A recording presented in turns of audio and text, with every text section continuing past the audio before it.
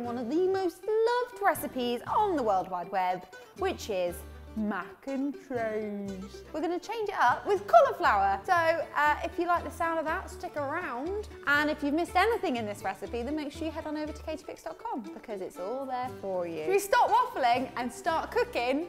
Alrighty then. I've got a nice big pot of water on the boil, and to that we're going to add 300 grams of macaroni. Make sure your water is very generously salted, please. We're then going to add in 1 small cauliflower, and I'm just going to make the florets a little bit smaller as well. Your pasta will need a little head start on your cauliflower, about 2 to 3 minutes.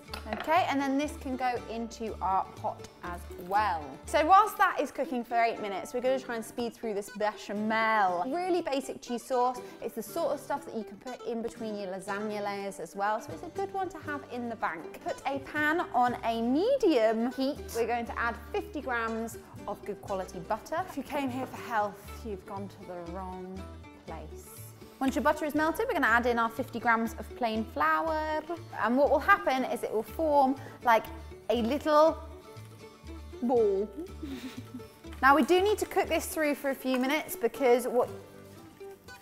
Sorry.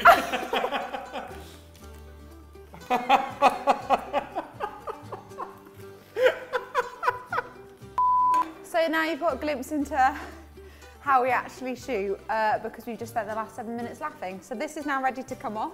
Lovely. Right, we're now going to take 600 mils of milk and a little at a time add it to our butter and flour mixture.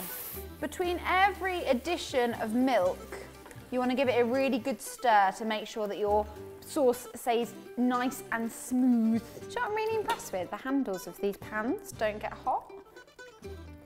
If you find that your sauce is looking very lumpy, just persist. It will go lovely and smooth, like so. Once all of your milk has been added and you are left with a smooth, albeit relatively loose sauce, it should have some thickness to it. We want the hearty, cheesy flavour in the form of extra mature cheddar. I switched to a whisk just to smooth out those lumps and bumps. And we're going to add in our 200 grams extra cheddary cheddar. Right, we're going to add an extra hit of flavour, which I just love in my cheese sauce. Whole grain mustard, I'm going to put in a teaspoon. Why did I do that? Mustard is such a complementary flavour to cheese because it really helps to bring out that richness. Now remember, we have salted the water of the macaroni, so we probably don't need to go as heavy on the salt. Lots of pepper, a bit of salt. Is there anything greater than cheese sauce? Oh! And then we're going to go in with our macaroni and our cauliflower straight into our pan. Oh my God. And give that a good mix in. Grab yourself an oven-proof dish and decant your beautiful cheesy mix. Lastly, before we put it into the oven, we're going to add a gorgeous crumbly topping. 100 grams of breadcrumbs, 25 grams of flaked almonds, 2 garlic cloves, and some sprigs of thyme are going to change your macaroni into something truly magical. Wazz it up and sprinkle it on top.